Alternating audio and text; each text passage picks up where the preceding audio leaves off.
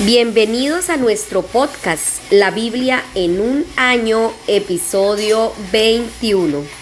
El tema de hoy, ser honestos con Dios. En una de las 20 charlas más populares de TED, Pamela Meyer, autora de Lee Spotting, afirmó que en un día cualquiera nos miente entre 10 y 200 veces. El cheque está en el correo, habrá alguien para reparar su caldera en las primeras horas de la mañana, o nos dicen estoy bien. Esas son algunas de las mentiras. A veces se trata de palabras vacías. El corazón no acompaña los labios.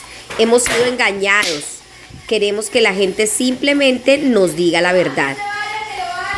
En los pasajes bíblicos de hoy vemos que Dios odia las mentiras y el engaño.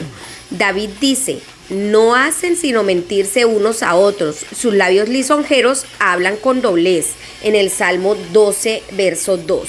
Jesús también citó a Isaías en Mateo 15:8 cuando dijo: este pueblo me honra con los labios, pero su corazón está lejos de mí. Vimos cómo los hermanos de José habían engañado a su padre sobre el destino de su hijo en Génesis 37, del 31 al 35. No obstante, hoy vemos también que sabían en sus corazones que no podían engañar a Dios. Sin duda, estamos sufriendo las consecuencias de lo que hicimos con nuestro hermano, lo dijeron en el capítulo 42, verso 21 de Génesis. Dios quiere que seas sincero con Él, le agrada la franqueza, desea escuchar lo que hoy está en tu corazón. Vamos a leer Salmos capítulo 12, versículos del 1 al 8. Vamos a usar la traducción bíblica PDT.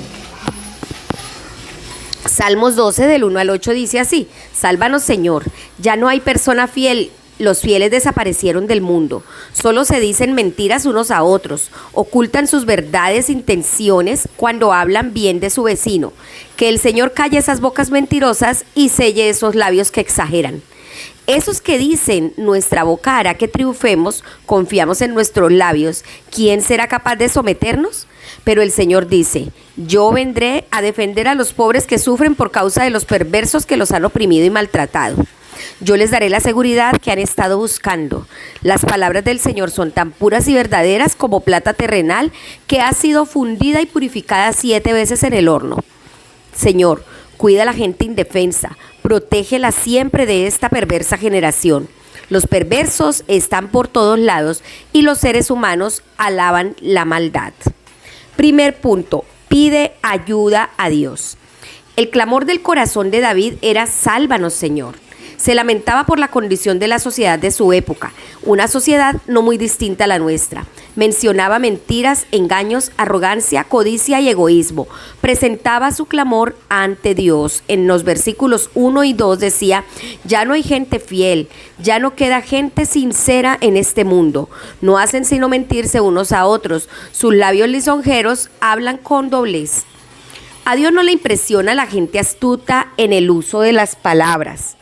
El clamor inicial de David pidiendo ayuda halló respuesta cuando Dios prometió asistir al débil y al necesitado.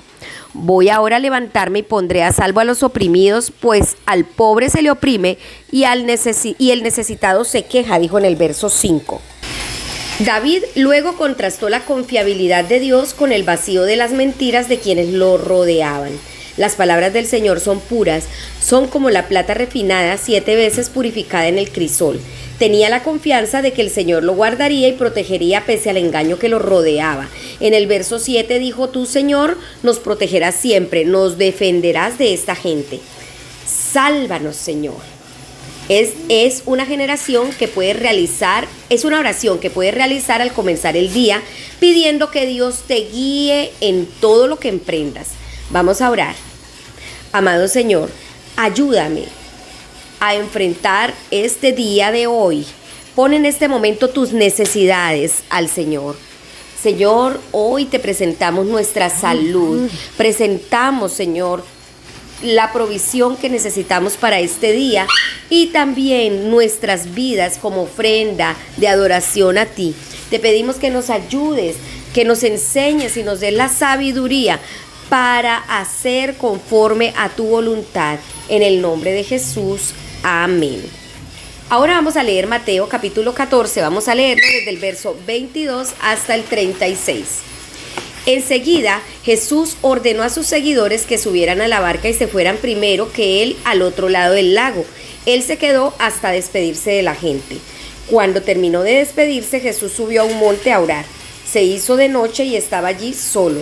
La barca ya estaba bien lejos de la orilla y las olas la golpeaban con dureza porque soplaba un viento muy fuerte en su contra. A la madrugada Jesús llegó caminando sobre el agua. Cuando sus seguidores lo vieron caminando sobre el agua se asustaron mucho y gritaban de miedo. Es un fantasma. Pero Jesús inmediatamente les dijo: tranquilos, soy yo, no tengan miedo. Pedro le contestó: Señor, si eres tú, haz que yo vaya hacia ti caminando sobre el agua. Jesús le dijo: ven, Pedro. Pedro salió de la barca, caminó sobre el agua y fue hacia donde estaba Jesús. Pero vio que el viento era fuerte, tuvo miedo y se empezó a hundir y gritó: Señor, sálvame. Jesús de inmediato lo tomó de la mano y le dijo: hombre de poca fe, ¿por qué dudaste? Y cuando ellos subieron a la barca, el viento se calmó. Los que estaban en la barca empezaron a adorarlo y dijeron: tú sí eres verdaderamente el Hijo de Dios. Cruzaron el lago y finalmente llegaron hasta Genesaret. Cuando la gente de allí reconoció a Jesús, mandaron a decir a toda la región que Jesús había venido. Empezaron a traerle todos los enfermos y le rogaban que los dejara tocar aunque fuera el borde de su manto. Los que tocaban su manto quedaban sanos. Mateo capítulo 15, versículos del 1 al 9. Después de esto, vinieron de Jerusalén algunos fariseos y maestros de la ley.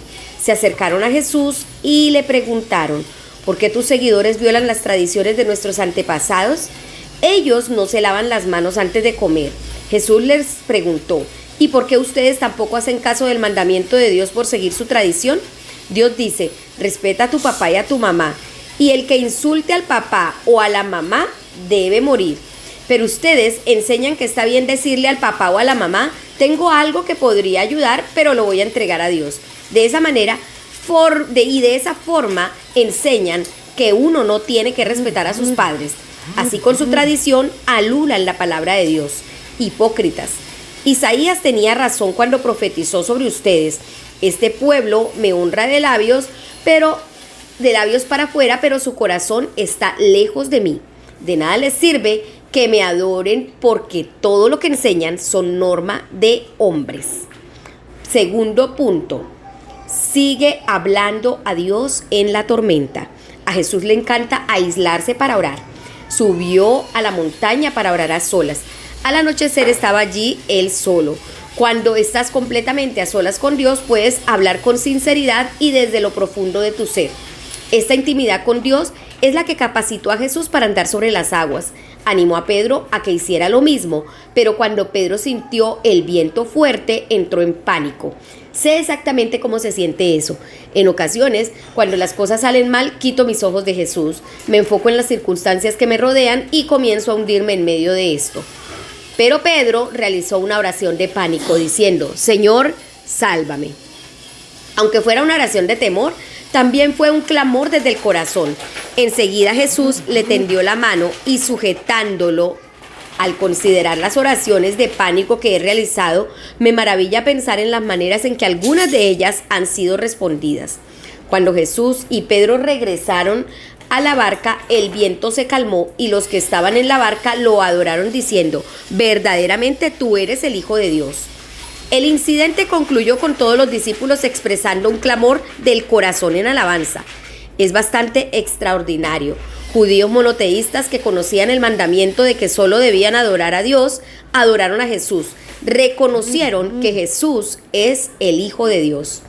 En realidad, las primeras palabras de Jesús a los discípulos mientras caminaba por las aguas fueron literalmente: cálmense, soy yo, no tengan miedo. Verso 27. Yo soy es el nombre utilizado para Dios en el Antiguo Testamento en Éxodo 3:14. Jesús dijo a sus discípulos y nos dice a nosotros que Él es el gran yo soy. De modo que no hay nada que temer, sea cual fuere tu situación actual. Esta es una reafirmación clara de que Jesús tiene todo controlado.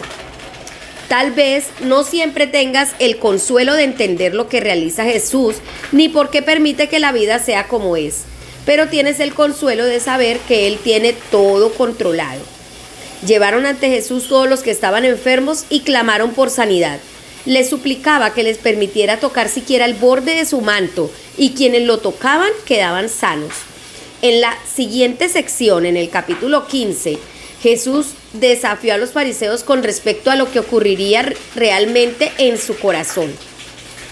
Comenzó cuando ellos lo cuestionaron acerca del quebrantamiento de las tradiciones de parte de sus discípulos, pero Jesús le dio la vuelta al argumento para cuestionarlos a ellos. La Escritura deja claro que cuidar de nuestra familia, en especial de nuestros padres,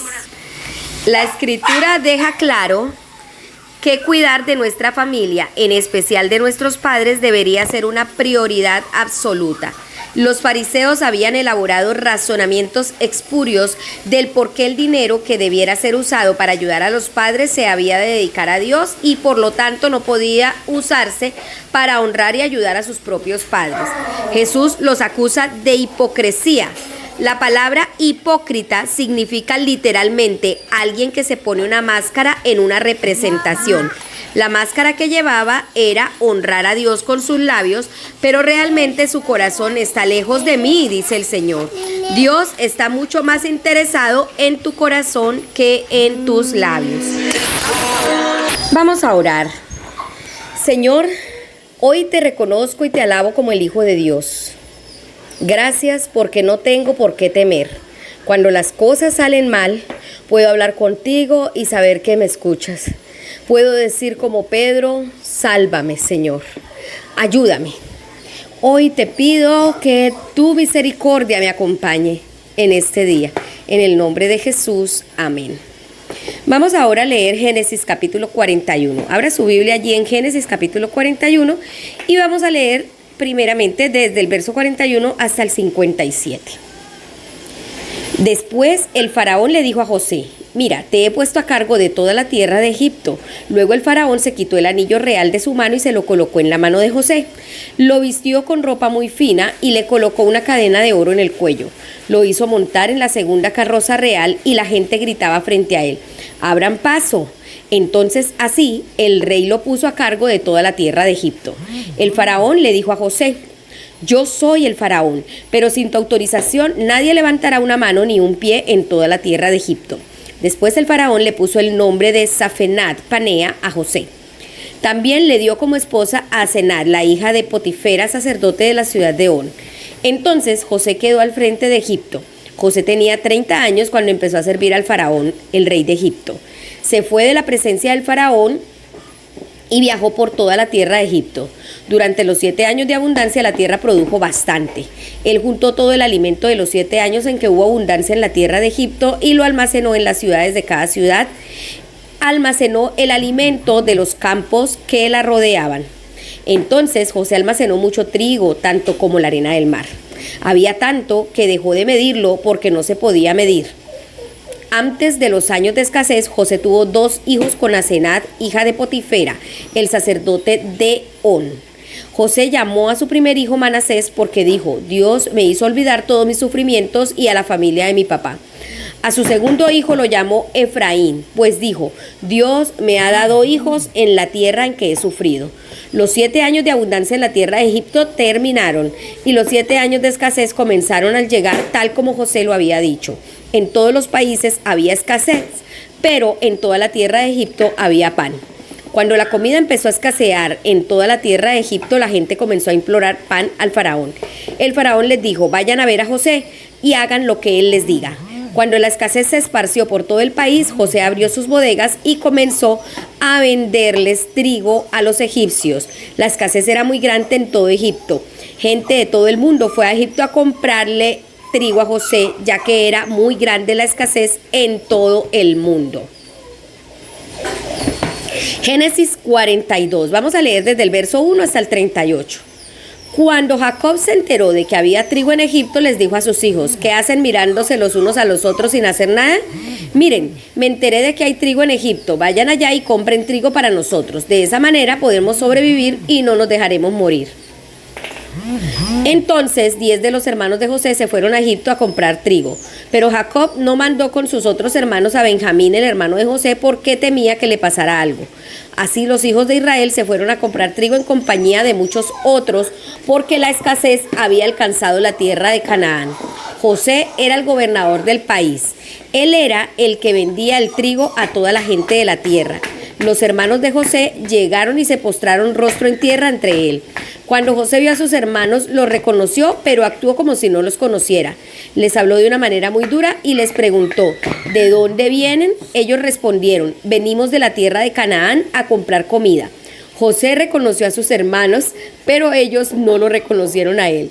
José también se acordó de los sueños que había tenido sobre ellos. Les dijo, ustedes son espías, han venido a ver cuáles son nuestros puntos débiles. Pero sus hermanos le dijeron, no, señor, nosotros sus siervos vinimos a comprar comida.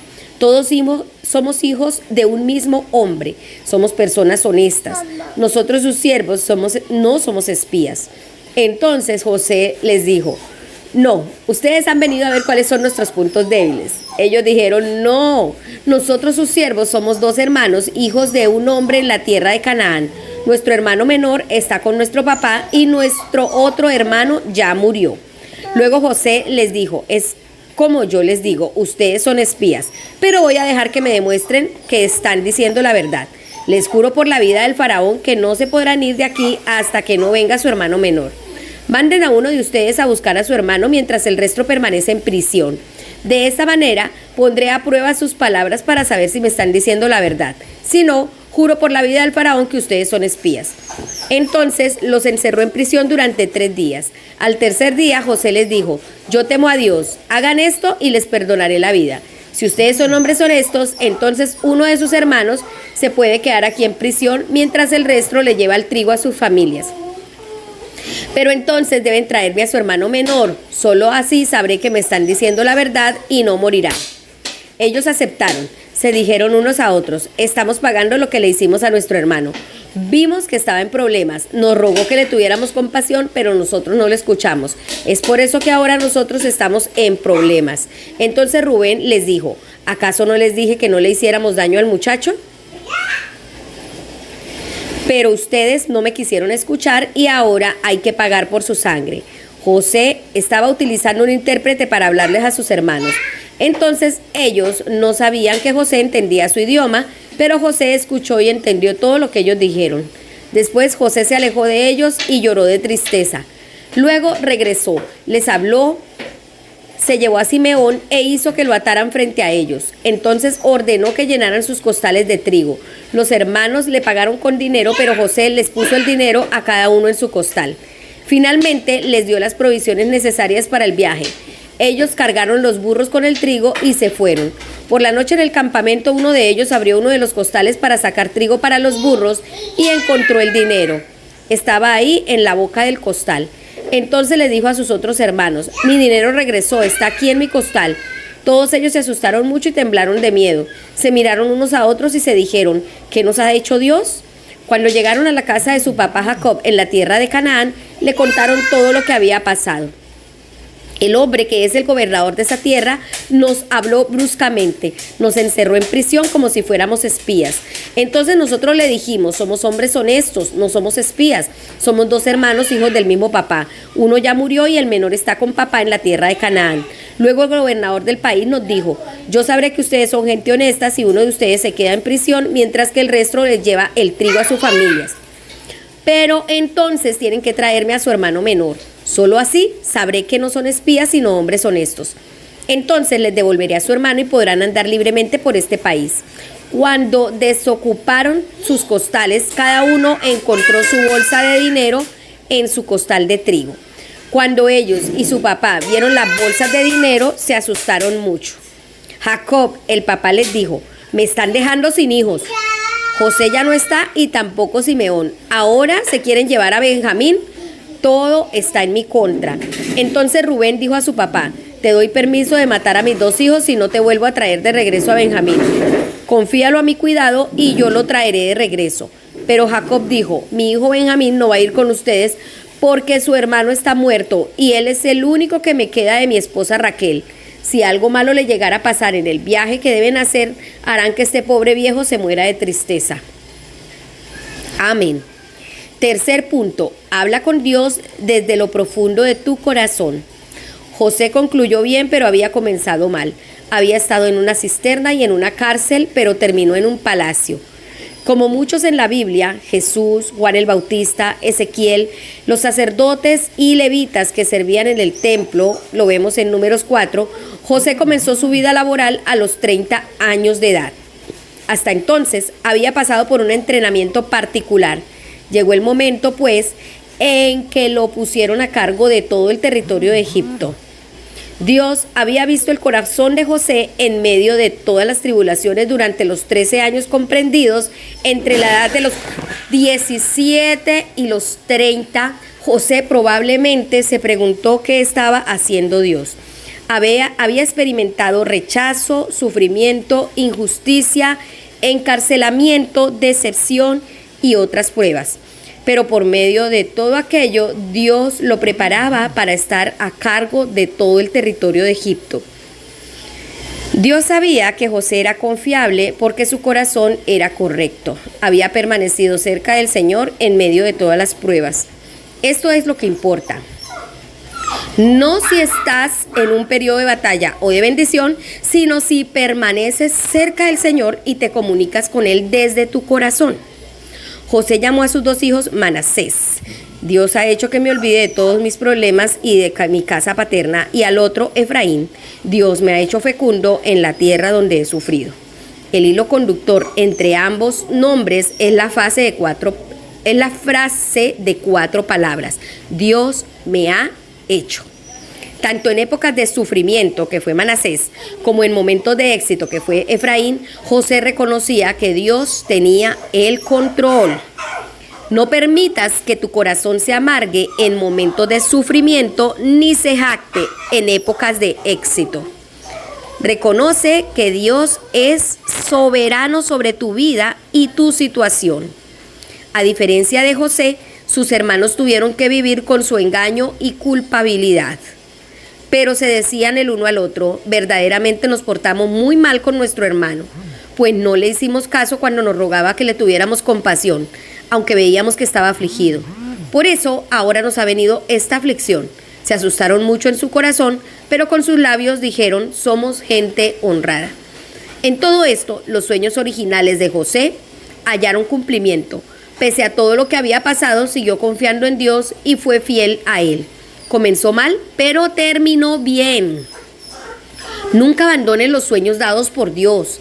Aunque comiences en una fosa o en una cárcel como José, puede que termines en un palacio. Como señala Joyce Meyer, no importa dónde comenzaste, puedes tener un gran final.